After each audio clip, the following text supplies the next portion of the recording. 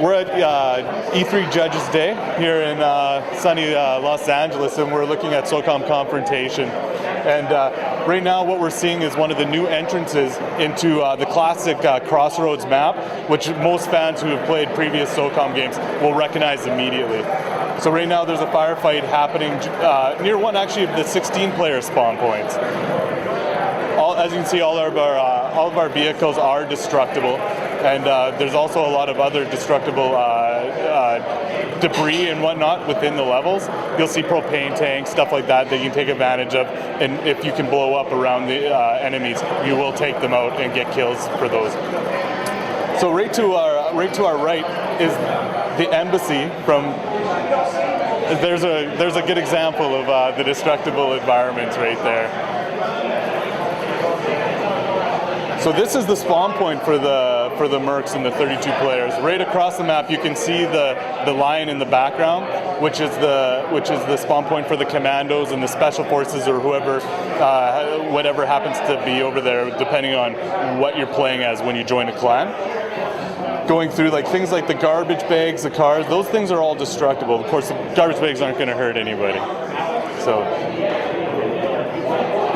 Lots of dynamic effects in the level that really bring out and highlight a lot of the firefights. And upon death, like here, where this happens, if the person that actually killed him and knocked him down would have been able to go and actually dance on his corpse after respawn, before respawn. So before, in Crossroads, before we did the expansion, this road always kind of existed, but it was blocked off. And at this point, we've now opened it up and have that as one route into the actual game, into the actual core of the Crossroads. We also have an armor system in the game, so if you are wearing medium heavy armor, you will be able to take more hits than you would if you were wearing none at all. However, a headshot's always a headshot, so that strategy always applies depending on how you want to go about it. Your mobility will slow down, but you will be able to take more hits, and it's completely up to the player.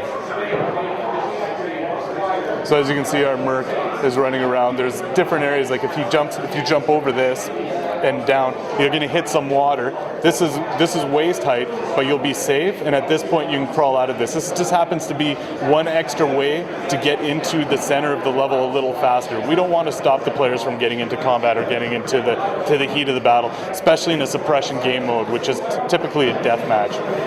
If you stay completely stopped for a second, we have a lean and peak system. By using the 6-axis, you can go side to side. And this is dynamic, so unlike a lot of other games that you have to be actually clipped or connected to a cover object, we don't force that. As long as you're still, you're going to be able to pick. You can stay as far or as close to objects as you want. It just allows a little more versatility to our levels and to the characters.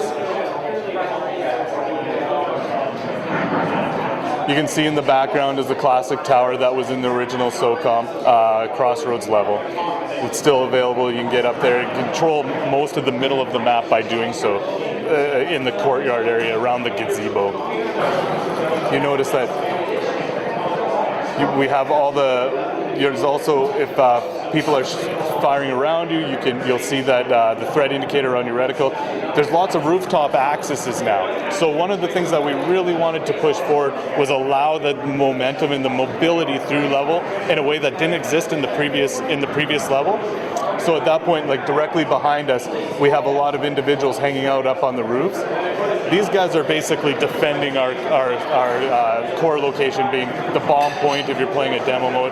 They also are just hanging out there defending these major roads.